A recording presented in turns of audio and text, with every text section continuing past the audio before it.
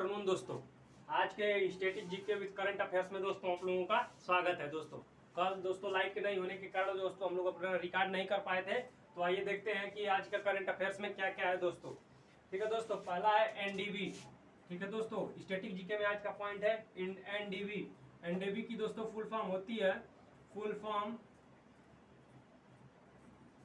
New development bank. दोस्तों याद रखिए कि एनडीबी की फुल फॉर्म होती है न्यू डेवलपमेंट बैंक। ठीक है दोस्तों, स्टेब्लिश कब किया गया था? इसको स्टेब्लिश किया गया था दोस्तों 2014 में। कब दोस्तों इसको स्टेब्लिश किया गया था? 2014 में। न्यू डेवलपमेंट बैंक जिसकी स्थापना 2014 में हुई थी। सबसे महत्वपूर्ण क्वेश्चन ये है कि यह किसके अंतर्गत कार्य करता है, मतलब यह किसका बैंक है? तो यह ब्रिक्स का बैंक है। क्या दोस्तों? ब्रिक्स ब्रिक्स ब्रिक्स का यह बैंक है दोस्तों, याद रखिएगा। यह किसका बैंक है दोस्तों? यह ब्रिक्स का बैंक है। किसका बैंक है? यह ब्रिक्स का बैंक है। यह एनडीबी न्यू डेवलपमेंट बैंक जो था, जिसकी स्टेब्लिशमेंट 2014 में हुई थी, यह ब्रिक्स का बैंक है। अगर पूछे किसका हेडक्वार्टर कहाँ है, अर्थात इसका हेडक्वार्टर कहाँ है, तो संघाई में। कहाँ दोस्तों? इसका हेडक्वार्टर संघाई में है। ठीक है दोस्तों, कहाँ है इसका हेडक्वार्टर? संघाई में। न्यू डेवलपमेंट बैंक का हेडक्वार्टर कहाँ है दोस्तों? संघाई में। कहाँ है दोस्तों न्यू डेवलपमेंट बैंक का हेडक्वार्टर? संघाई में। ठीक है दोस्तों, स्टेब्लिशमेंट कब हुई थी? 2014 में। Full form new development bank, BRICS का बैंक है। अगर पूछे कि इसके वाइस प्रेसिडेंट कौन है, वाइस प्रेसिडेंट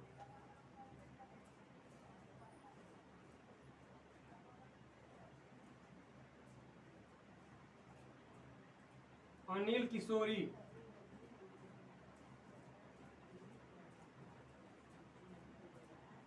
कौन है दोस्तों इसके? देखिए दोस्तों, इसके वाइस प्रेसिडेंट कौन है? अनिल किशोरी। एनडीबी अर्थात new development bank full form होता है, स्टेब्लिशमेंट 2014 में हुई थी। यह ब्रिक्स का बैंक है। वाइस प्रेसिडेंट अनिल किशोरी हैं दोस्तों। ठीक है दोस्तों, और हेडक्वार्टर कहाँ है दोस्तों? हेडक्वार्टर कहाँ है दोस्तों इसका? संघाई में। अगर पूछे कि एनडीबी दोस्तों न्यू डेवलपमेंट बैंक के हेड कौन है? हेड अर्थात प्रेसिडेंट मैक्रोस, MACROS लिखा हूं दोस्तों, माइक्रोस उसके हेड है। इतना ही याद रखना है आप लोगों को। New development bank full form इसका होता है न्यू डेवलपमेंट बैंक। क्या होता है दोस्तों? इसकी फुल फॉर्म होती है new development bank. Full form होती है। स्टेब्लिशमेंट कब हुआ था दोस्तों? 2014 में। ब्रिक्स का बैंक है। वाइस प्रेसिडेंट कौन है? अनिल किशोरी है। हेड कौन है? मैक्रोस जी है। हेडक्वार्टर कहाँ है? संघाई में। ठीक है दोस्तों, ठीक है। ये हम लोग का आज का रहा स्टैटिक जीके का पॉइंट, एनडीबी अर्थात न्यू डेवलपमेंट बैंक। स्टेब्लिशमेंट कब हुआ था? 2014 में। ये क्या है? यह एक ब्रिक्स का बैंक है। ठीक है दोस्तों, ब्रिक्स का बैंक है। हेडक्वार्टर कहाँ है? संघाई में। हेड कौन है? मैक्रोस जी हैं। और वाइस प्रेसिडेंट कौन है? अनिल किशोरी। कौन दोस्तों? अनिल किशोरी। क्या दोस्तों? अनिल किशोरी। ये हम लोग करा स्टैटिक जी का। आइए दोस्तों अब देखते हैं कि आज की न्यूज क्या है दोस्तों। ठीक है दोस्तों, आइए।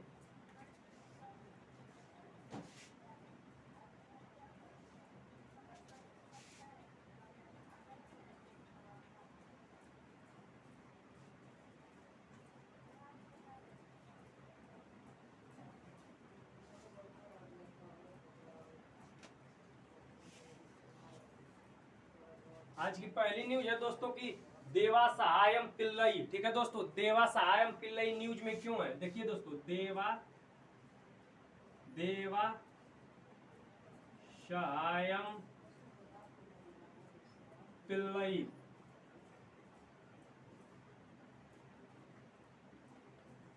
ठीक है दोस्तों, देवा सहायम पिल्लई यह न्यूज में क्यों है? देखिए दोस्तों, इसको याद रखिएगा कि देवा सहायम पिल्लई। ठीक है दोस्तों, देवा सहायम पिल्लई न्यूज में इसलिए है क्योंकि यह जो तो प्रथम भारतीय हैं जिन्हें पोप की उपाधि मिली है, अर्थात इन्हें संत घोषित किया गया है। ठीक है दोस्तों, ये इन्हें संत घोषित किया गया है। संत घोषित किया गया है। किनको? देवा सहायम पिल्लई को संत घोषित किया गया है। ठीक है दोस्तों, किसके द्वारा? तो पोप, पोप के द्वारा। कहाँ के? वाटिकन सिटी में जो सबसे बड़ा धर्म गुरु होता है उसे पोप बोला जाता है। वाटिकन सिटी इटली के पास है दोस्तों, याद रखिएगा। यह दुनिया का सबसे छोटा देश है। ठीक है दोस्तों, सबसे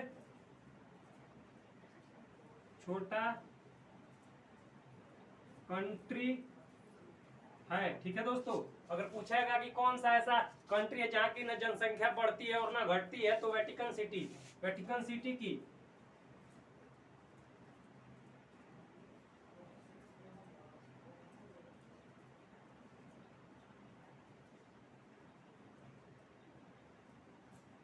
मतलब यहाँ की जनसंख्या एक समान रहती है, ना घटती है ना बढ़ती है। ऐसा इसलिए होता है कि यहाँ सिर्फ और सिर्फ पोप लोग रहते हैं। ठीक है, जैसे अगर उनकी मृत्यु होती है तो उनके जगह पे कोई दूसरा आ जाता है। इसी के कारण यहाँ पे न जनसंख्या घटती है और ना ही बढ़ती है। अगर पूछे कि देवासायम पिल्लई का बॉर्न कहाँ हुआ था, बॉर्न तमिलनाडु कन्याकुमारी में। ठीक है दोस्तों, तमिलनाडु के कन्याकुमारी में। कब बॉर्न हुआ था दोस्तों, तो 18वीं सेंचुरी में। कब दोस्तों, 18वीं शताब्दी में इनका जन्म हुआ था। कहाँ, तमिलनाडु के कन्याकुमारी में। बॉर्न कहाँ हुआ था, तमिलनाडु के कन्याकुमारी में। ठीक है दोस्तों, ठीक है दोस्तों, याद रखिएगा ये संत, इन्हें संत घोषित किया गया है। ठीक है दोस्तों, प्रथम भारतीय हैं जिन्हें संत की उपाधि मिली है। संत की उपाधि किसके द्वारा, पोप के द्वारा। वहां के पोप, वेटिकन सिटी में जो सबसे बड़ा धर्मगुरु होता है उसे पोप बोला जाता है, वेटिकन सिटी के, उन्होंने दिया है। सबसे छोटा कंट्री है वेटिकन सिटी, इटली के पास है दोस्तों। ठीक है दोस्तों, ठीक है दोस्तों, याद रखिएगा इटली की कैपिटल रोम है। जो यहाँ पर न जनसंख्या घटती है और न ही बढ़ती है। ठीक है, दुनिया का सबसे छोटा देश यही है। ठीक है दोस्तों, ये हम लोग की रही पहली न्यूज। आइए चलते हैं दूसरी न्यूज पर।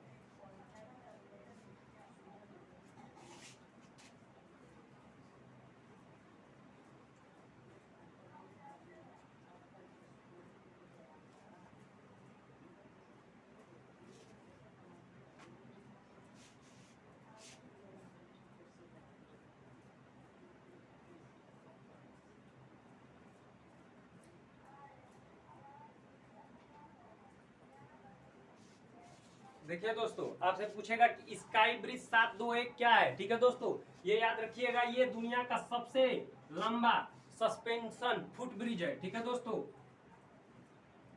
दुनिया का सबसे लंबा सस्पेंशन, ठीक है दोस्तों, फुट ब्रिज है। क्या, ये क्या नाम है उसका, स्काई ब्रिज। ठीक है दोस्तों, अगर पूछेगा कि इसको कहाँ है या कहाँ स्थित है, उद्घाटन कहाँ हुआ, इसका मतलब खोला कहाँ गया है पर्यटकों के लिए, चेक गणराज्य, चेक गणराज्य में। कहाँ दोस्तों, चेक गणराज्य कंट्री है, वहीं पे इसको खोला गया। Sky bridge 721। ठीक है दोस्तों, दुनिया का सबसे लंबा सस्पेंशन ब्रिज है। ठीक है दोस्तों, foot bridge, suspension foot bridge है। उद्घाटन चेक गणराज्य में किया गया है। अगर पूछेगा, अभी चेक गणराज्य न्यूज में था क्योंकि यूनाइटेड नेशन, कल ही हमने बताया कि United nation human right commission, ठीक है दोस्तों, क्या United nation human right commission की कमीशन में रसिया की जगह पे, रसिया को हटा दिया गया है उसमें से, यूक्रेन और रसिया के वार को लेकर, तो उसकी जगह पर किसने उसको रिप्लेस किया है, चेक गणराज्य। दोस्तों याद रखिएगा, वो क्वेश्चन पेपर में जरूर आएगा। ठीक है दोस्तों, स्काई ब्रिज 721। ठीक है दोस्तों, दुनिया का सबसे लंबा सस्पेंशन फुट ब्रिज है। उद्घाटन कहाँ किया गया दोस्तों, चेक गणराज्य में किया गया है। ठीक है दोस्तों, कहाँ, चेक गणराज्य में किया गया है। स्काई ब्रिज 721 का दुनिया का सबसे लंबा सस्पेंशन ब्रिज है। याद रखिएगा दोस्तों, ये वाला इंपॉर्टेंट है। उद्घाटन चेक गणराज्य में, मतलब चेक गणराज्य कंट्री में, यह पूछेगा किस कंट्री में है, तो चेक गणराज्य में यह स्थित है। क्या, स्काई ब्रिज 721। इसका नाम दोस्तों याद रखिएगा, इसका नाम क्या है, स्काई ब्रिज 721। ठीक है दोस्तों, अब आइए अगली न्यूज पे चलते हैं कि टी ब्रिज कहाँ खुला था। ये पुरानी न्यूज है दोस्तों, लेकिन हमने ले लिया इसी के साथ में।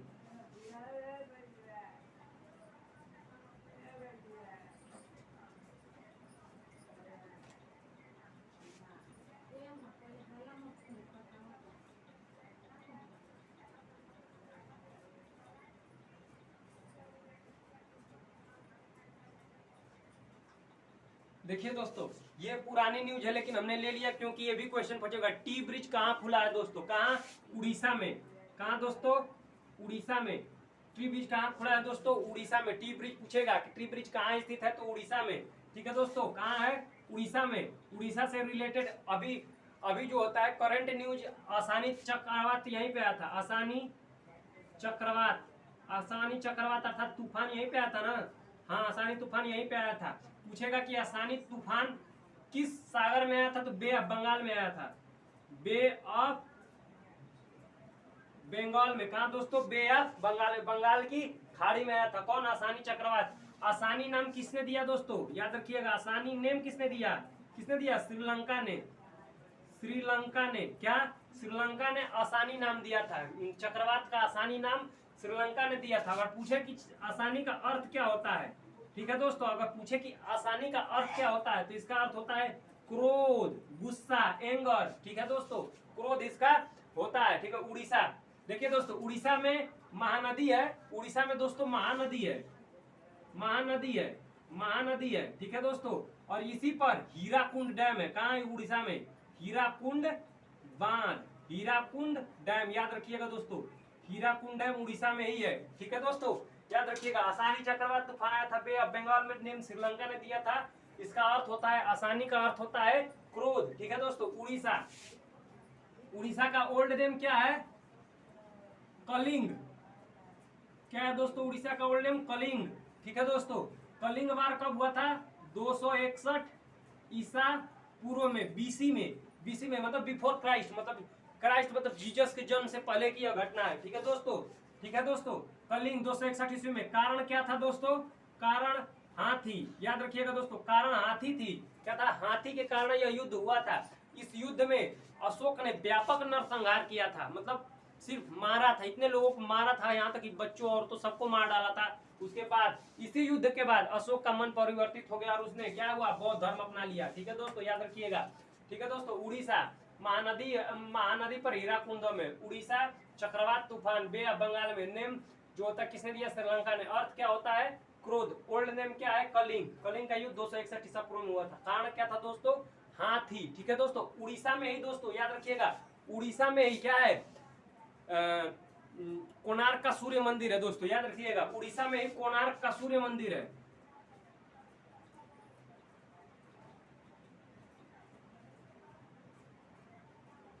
कहाँ है दोस्तों? कोणार्क का सूर्य मंदिर कहाँ है? उड़ीसा में। इसे ही ब्लैक पैगोंडा बोला जाता है। Black pagoda, black pagoda, pagoda. ठीक है दोस्तों, ब्लैक पैगोंडा बोला जाता है। ठीक है दोस्तों, काले पत्थर का पैगोंडा। ठीक है दोस्तों, क्या बोला जाएगा? काले पत्थर का पैगोंडा इसे बोला जाता है। कोणार्क के सूर्य मंदिर को कहाँ है दोस्तों? याद रखिएगा, उड़ीसा में है। याद रखिएगा, कोणार्क का सूर्य मंदिर कहाँ है? उड़ीसा में। इसे क्या बोला जाता है? ब्लैक पैगोंडा। ठीक है, टी ब्रिज कहाँ खुला है? देखिए दोस्तों, वो उड़ीसा में। कहाँ है? उड़ीसा में। महानदी, उड़ीसा के महानदी पर हीराकुंड में। आसानी चक्रवात तूफान बे ऑफ बंगाल में आया था। नेम क्या है? किसने दिया था? श्रीलंका। अर्थ क्या है? क्रोध। कोणार्क का सूर्य मंदिर भी उड़ीसा में, जिसे ब्लैक पैगोंडा कहते हैं। ओल्ड नेम कलिंग है, 261 ईसा पूर्व में। ठीक है दोस्तों, क्या हुआ? 261 ईसा पूर्व में कलिंग का युद्ध हुआ था। कलिंग वार 261 ईसा पूर्व में। ठीक है, कारण क्या था दोस्तों? हाथी। समझ गया? इसी युद्ध के बाद अशोक ने क्या? बौद्ध धर्म अपना लिया था। सारे दोस्तों, ये सारे फैक्ट सही से आप लोग लिख लीजिएगा। और ये करंट न्यूज से दोस्तों मैं रिलेट करके पढ़ा रहा हूँ। ठीक है दोस्तों, ताकि आप पुराना भूले ना और नया भी याद होता रहे, और आप उसके साथ जो जीएस के फैक्ट्स हैं वो भी पढ़ते रहें। ठीक है दोस्तों, आइए हम लोग अगले स्कीम पे चलते हैं कि ग्रिट रिपोर्ट है क्या।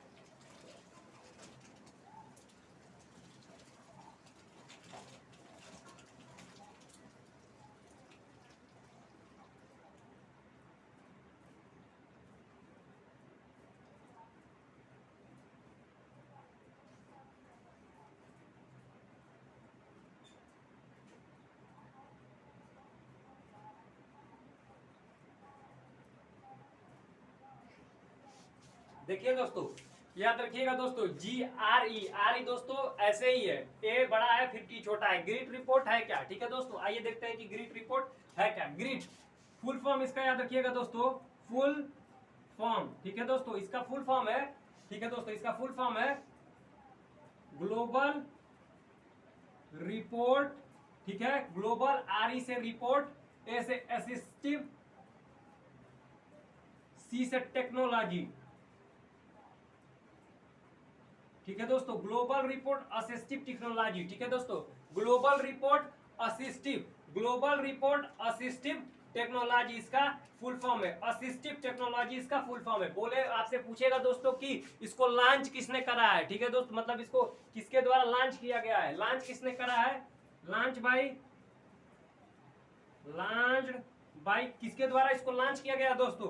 अगर आपसे पूछेगा कि इसको किसके द्वारा लॉन्च किया गया है तो याद रखिएगा WHO प्लस यूनिसेफ इन दोनों के द्वारा मिलकर लॉन्च किया गया। ये इंपॉर्टेंट है, ये अत्यंत ही महत्वपूर्ण है। क्या दोस्तों, WHO मतलब वर्ल्ड हेल्थ ऑर्गेनाइजेशन, 7 अप्रैल 1945 ईस्वी को इसकी स्थापना हुई थी, वर्ल्ड हेल्थ ऑर्गेनाइजेशन की, ठीक है दोस्तों, ठीक है दोस्तों, WHO वर्ल्ड हेल्थ ऑर्गेनाइजेशन, ठीक है दोस्तों, याद रखिएगा WHO वर्ल्ड हेल्थ ऑर्गेनाइजेशन, और किसके द्वारा, यूनिसेफ के द्वारा इसको लॉन्च किया गया है,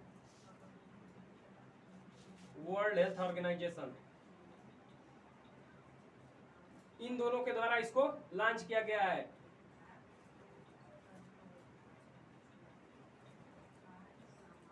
वर्ल्ड हेल्थ ऑर्गेनाइजेशन की स्थापना दोस्तों, इस्टेब्लिशमेंट हुई थी 7 अप्रैल 1948 में, 7 अप्रैल 1948 ईस्वी को इसकी स्थापना हुई थी, किसकी, वर्ल्ड हेल्थ ऑर्गेनाइजेशन की।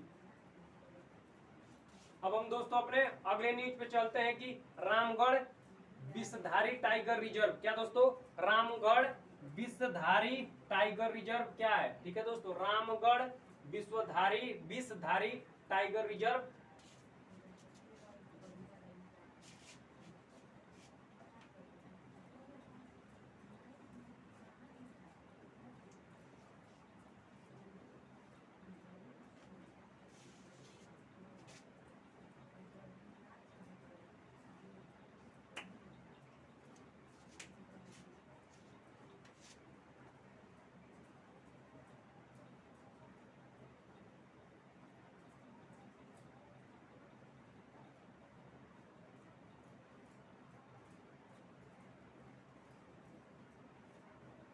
ठीक है दोस्तों, रामगढ़ विषधारी टाइगर रिजर्व भारत का 52वां टाइगर रिजर्व बना है। कौन सा, 52वां टाइगर रिजर्व बना है, टाइगर रिजर्व बना है, कौन सा दोस्तों, 52वां टाइगर रिजर्व बना है, रामगढ़ विषधारी टाइगर रिजर्व 52वां टाइगर रिजर्व बना है। कहाँ स्थित है, कहाँ है दोस्तों, राजस्थान, ठीक है दोस्तों, राजस्थान में, याद रखिएगा दोस्तों, राजस्थान, ठीक है दोस्तों, याद रखिएगा दोस्तों, कहाँ है यह, राजस्थान में है, टाइगर रिजर्व 52वां बना है, राजस्थान में है। यह राजस्थान में, अब टोटल टाइगर रिजर्व पूछेगा कि राजस्थान में टोटल टाइगर रिजर्व कितने हो गए हैं दोस्तों, तो अब टोटल 4 हो गए हैं, ठीक है दोस्तों। क्या पूछेगा कि रामगढ़ विषधारी टाइगर रिजर्व 52वां टाइगर रिजर्व बना है, यह याद रखिएगा, कौन सा टाइगर रिजर्व बना है, 52वां। पूछेगा कि भारत में टोटल टाइगर रिजर्व कितने हैं, टोटल टाइगर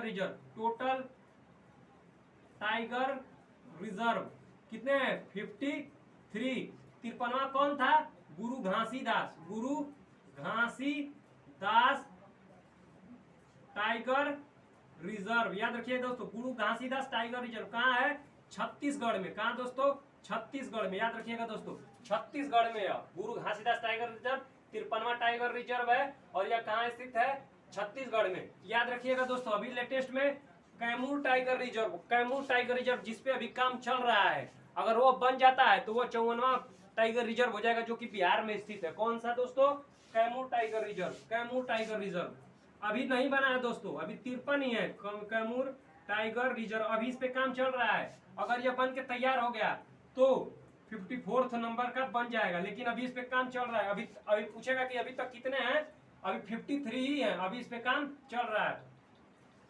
देखिए दोस्तों, इसके जो बाघ टाइगर होते हैं, बाघ उनकी देख रेख रखाव का काम जो होता है ना, NTCA नामक एक संस्था है, ठीक है दोस्तों, वह करती है, NTCA, ठीक है दोस्तों, नेशनल टाइगर, ठीक है, कंजर्वेशन एक्ट,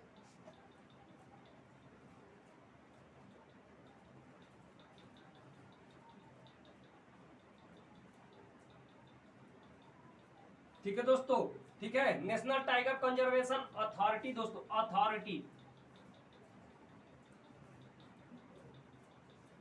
इस्टेब्लिशमेंट कब हुई थी दोस्तों, 2005 में। किसके अंतर्गत हुई थी, तो वाइल्ड लाइफ जो वाइल्ड लाइफ प्रोटेक्शन एक्ट है उसके तहत।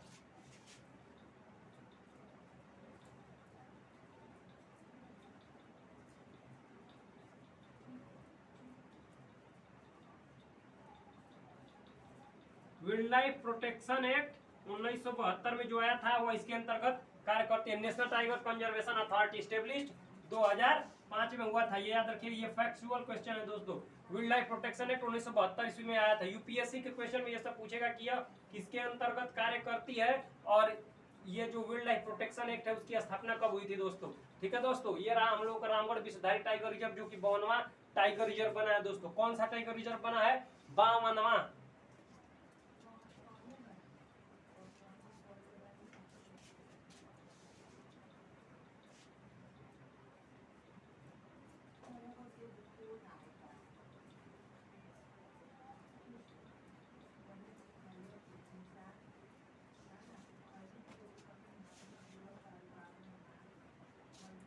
आपदा मित्र योजना, अगली न्यूज है आपदा मित्र योजना। क्या दोस्तों? आपदा मित्र योजना कहाँ लॉन्च हुआ है? Launched in UP, Uttar Pradesh में। कहाँ लॉन्च हुआ है दोस्तों? उत्तर प्रदेश में आपदा मित्र योजना। ठीक है दोस्तों, यह किसके अंतर्गत? देखिए आपदा मित्र योजना, ठीक है दोस्तों, आपदा जो नेचुरल डिजास्टर होते हैं ना, नेचुरल डिजास्टर, तो उसके तहत इसको नेचुरल डिजास्टर अर्थात प्राकृतिक घटनाएं जो होती हैं उसके तहत जो होता है इसको आपदा मित्र योजना लॉन्च किया गया। कहा? यूपी में। ठीक है दोस्तों, इसके अंतर्गत भारत में जो होता है आपदा के लिए कोई संस्था स्थापित की गई है। जी हाँ दोस्तों, उसका नाम है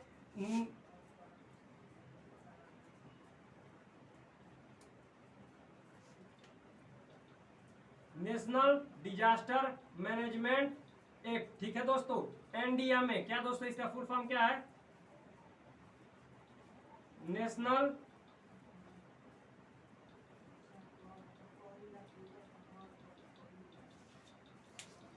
एक मिनट दोस्तों,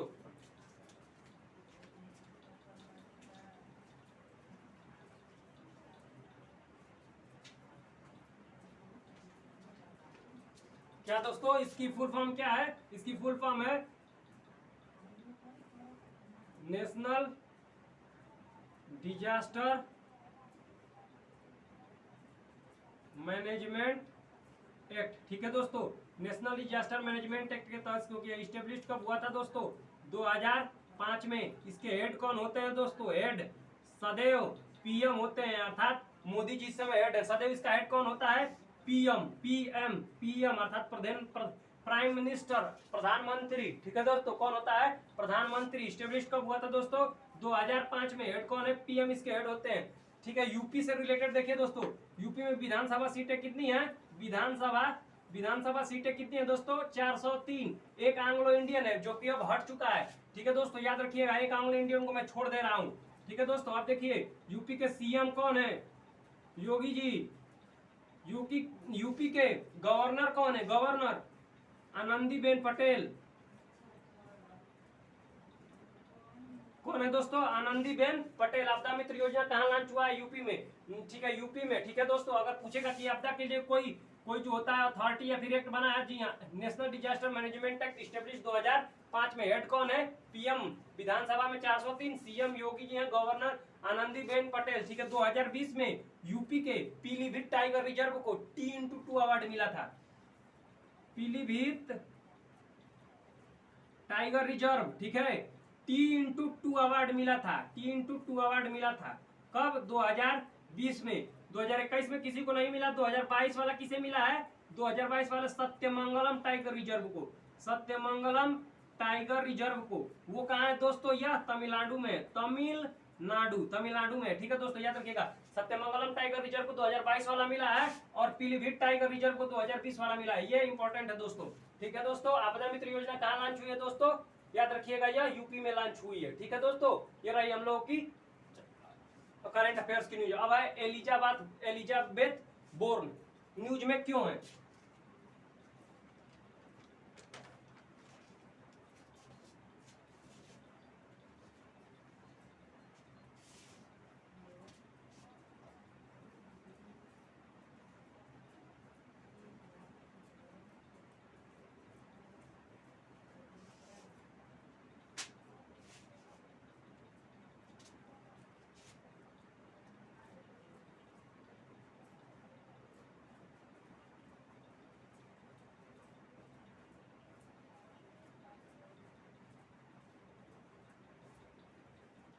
देखिए दोस्तों एलिजाबेथ बोर्न न्यूज में क्यों है, ठीक है दोस्तों, क्योंकि यह सेकेंड महिला, ठीक है दोस्तों, यह सेकेंड महिला पीएम बनी है फ्रांस के इतिहास में। दूसरी ठीक है दोस्तों, दूसरी महिला पीएम बनी है कहाँ, एलिजाबेथ बोर्न सेकेंड महिला पीएम बनी है फ्रांस के इतिहास में। ठीक है दोस्तों, फ्रांस के जो होता है, याद रखिएगा दोस्तों ये इंपॉर्टेंट है, एलिजाबेथ बोर्न कहाँ की पीएम बनी है, तो फ्रांस की। प्रेसिडेंट कौन है, मैक्रोन है, फिर से चुन दिए गए हैं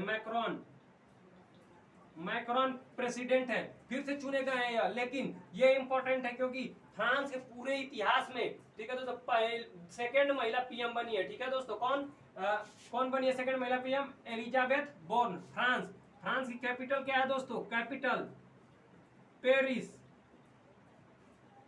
ठीक है दोस्तों, फ्रांस की कैपिटल क्या है दोस्तों, बताइए फ्रांस की कैपिटल क्या है दोस्तों, फ्रांस की कैपिटल है दोस्तों पेरिस। ठीक है दोस्तों, अगर आपसे पूछे कि पेरिस समझौता कब हुआ था, पेरिस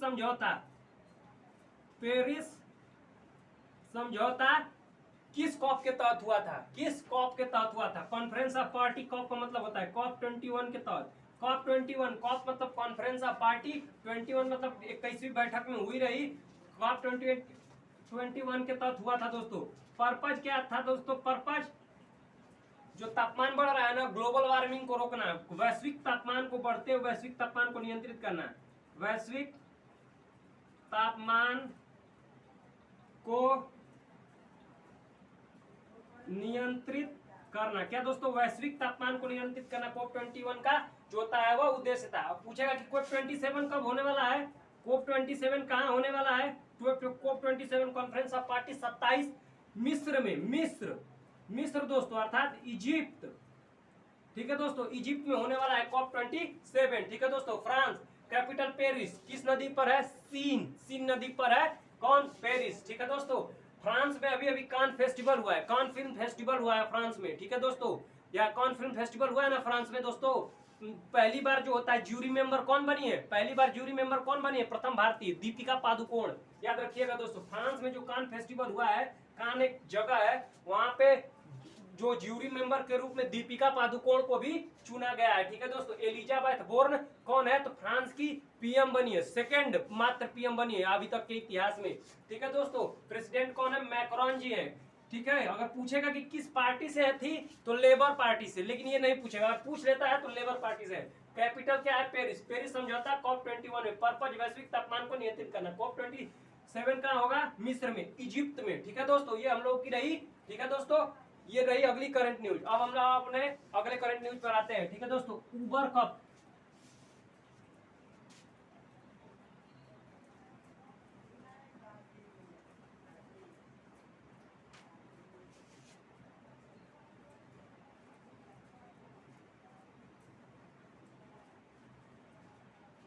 ठीक है दोस्तों, सबसे पहली बात की आपसे यही पूछेगा कि उबर जो कप है, ठीक है दोस्तों, क्या उबर जो कप है वह किस खेल से रिलेटेड है। याद रखिएगा दोस्तों, यह बैडमिंटन में होता है, बैडमिंटन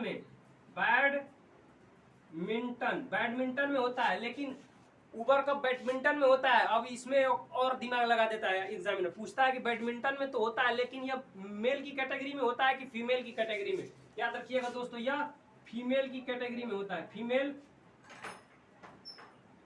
ठीक है दोस्तों, क्या उबर कप क्या दोस्तों फीमेल की कैटेगरी में होता है। अगर पूछे कि उबर कप किसने इस बार जीता, फीमेल वाला 2022 वाला किसने जीता, साउथ कोरिया ने। किसने, साउथ कोरिया ने। किसको हराया दोस्तों, साउथ कोरिया विनर है। हराया किसको दोस्तों, याद रखिए, हराया किसको, साउथ कोरिया ने। किसको हराया दोस्तों, चाइना को। ठीक है दोस्तों, चाइना को हराया है। ठीक है दोस्तों, याद रखिएगा, उबर कप किसने जीता है, साउथ कोरिया ने जीता है। ठीक है दोस्तों, हराया किसको है, ठीक है दोस्तों, याद रखिएगा, हराया किसको है, तो चाइना को हराया है। साउथ कोरिया दोस्तों, साउथ कोरिया कोरियन पेनिनसुला में दो कंट्री है दोस्तों, याद रखिए, साउथ कोरिया और नॉर्थ कोरिया। ठीक है दोस्तों, साउथ कोरिया और नॉर्थ कोरिया को अलग करने वाली लाइन को 38 डिग्री नॉर्थ पैरेलल लाइन बोला जाता है। ठीक है दोस्तों, यह 38 डिग्री पैरेलल लाइन। फिर पूछ दे कि साउथ कोरिया, अगर ये ऑप्शन में नहीं रहे तो याद रखिएगा, उसे बोला जाता है डीमिलिटराइज्ड जोन। ये भी आप लोगों को याद रखने हैं। ठीक है दोस्तों, ये रहा उबर कप। आइए दोस्तों चलते हैं अब थॉमस कप 2022। ठीक है दोस्तों, याद रखिएगा। ऊबर कप 2000 बैडमिंटन किसने जीता? बैडमिंटन साउथ कोरिया ने।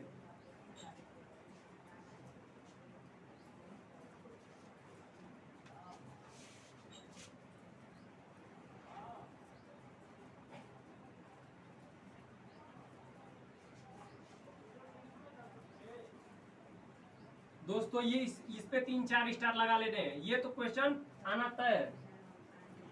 ठीक है दोस्तों, पूछेगा दोस्तों क्या आप लोगों से पूछेगा कि थॉमस कप 2022, ठीक है दोस्तों, थॉमस कप 2022 किसने जीता? तो first time in history, first time in history किसने जीता? इंडिया ने, अपना देश भारत ने जीता। क्या दोस्तों? अपना देश भारत ने जीता। ये इतिहास में दोस्तों नाम दर्ज हो गया कि कौन थॉमस कप 2022 जीता? इंडिया ने, भारत ने थॉमस कप 2022 जीता है। याद रखिएगा दोस्तों। अगर पूछे कि किसको हराया है थॉमस कप 2022, दोस्तों ये पक्का, ये मैं लिख के दे रहा हूँ, ये क्वेश्चन आएगा, क्योंकि ये पहली बार हिस्ट्री में पहली बार थॉमस कप इंडिया ने जीता है। किसको हराया है दोस्तों? हराया है किसको? इंडोनेशिया को हराया। किसको हराया दोस्तों? इंडोनेशिया को हराया। Thomas cup 2022 first time in history India जीता है। अब पूछेगा दोस्तों थॉमस कप किस खेल से रिलेटेड है?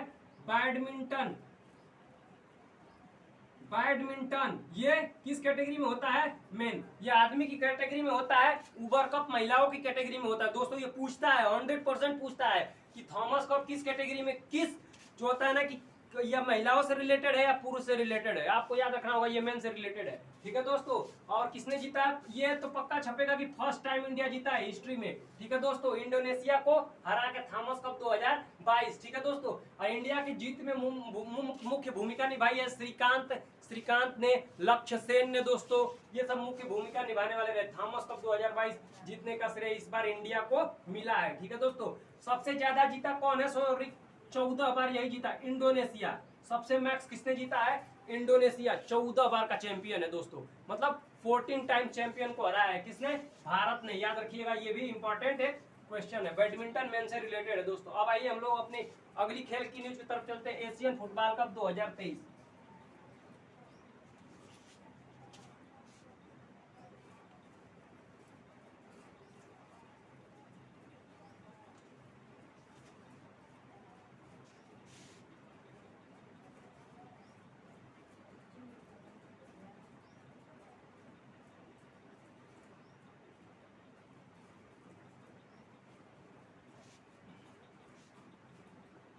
Asian football cup 2023। ठीक है दोस्तों, इसका आयोजन होने वाला था कहाँ? चाइना में। कहाँ दोस्तों? चाइना में 2023 में, पर चाइना ने मना कर दिया है। तो आपसे पूछेगा कि एशियन फुटबॉल कप 2023 का जो तक कहाँ आयोजन होने वाला था और किस कंट्री ने मना कर दिया था? तो चाइना में आयोजन होने वाला था, पर चाइना ने मना कर दिया। कारण है दोस्तों, जो कोरोना का जी वेरिएंट आया है वो बहुत तेजी से बढ़ रहा है। ठीक है दोस्तों, कोरोना का जी वेरिएंट है वो उधर बहुत तेजी से बढ़ रहा है, जिसके कारण उधर इमरजेंसी लगा दिया गया है। ठीक है दोस्तों, कहाँ? चाइना में इमरजेंसी लगा दिया गया है। ठीक है दोस्तों, कहाँ? चाइना में इमरजेंसी घोषित कर दिया गया है। ठीक है दोस्तों, इसी के कारण उसने बोला है कि जो हम लोग का ये एशियन फुटबॉल कप 2023 से हम आयोजन नहीं कर पाएंगे। अगर पूछेगा कि फादर ऑफ कोरोना कौन है? चाइना ही है फादर ऑफ कोरोना। ठीक है दोस्तों, क्या है? चाइना ही है फादर ऑफ कोरोना। ठीक है दोस्तों, अगर पूछे कि कोरोना का पहला केस चाइना में कहाँ आया था? वुहान में, वुहान लेबोरेटरी में आया था। किस, अगर पूछे कि किस सर्वप्रथम किस जो होता है ना कि मतलब पशु या पक्षी में आया था दोस्तों, पक्षी पूछेगा दोस्तों तो आप मारेंगे बैट। ठीक है दोस्तों, याद रखिएगा बैट में आया था सर्वप्रथम। ठीक है दोस्तों, याद रखिएगा यह बैट में आया था। ठीक है दोस्तों, भारत में पूछे कि कहाँ आया था? तो केरला में आया था सर्वप्रथम, केरला में आया था। याद रखिएगा, सर्वप्रथम मृत्यु पूछेगा कि कहाँ हुई थी? तो महाराष्ट्र में हुई थी। अगर पूछेगा कि सर्वप्रथम कोरोना की वैक्सीन किसने लिया था? तो एम्स के एक कर्मचारी था जिसका नाम था मनीष ने लिया था। ठीक है दोस्तों, याद रखिएगा, ये एशियन फुटबॉल कप 2023 चाइना में होने वाला था, चाइना ने मना कर दिया था। ठीक है दोस्तों, ये रही दोस्तों हम लोगों की आज की करंट अफेयर्स की न्यूज। अगर आपको यह क्लास पसंद आई है दोस्तों तो लाइक, सब्सक्राइब और शेयर करना न भूले। धन्यवाद दोस्तों।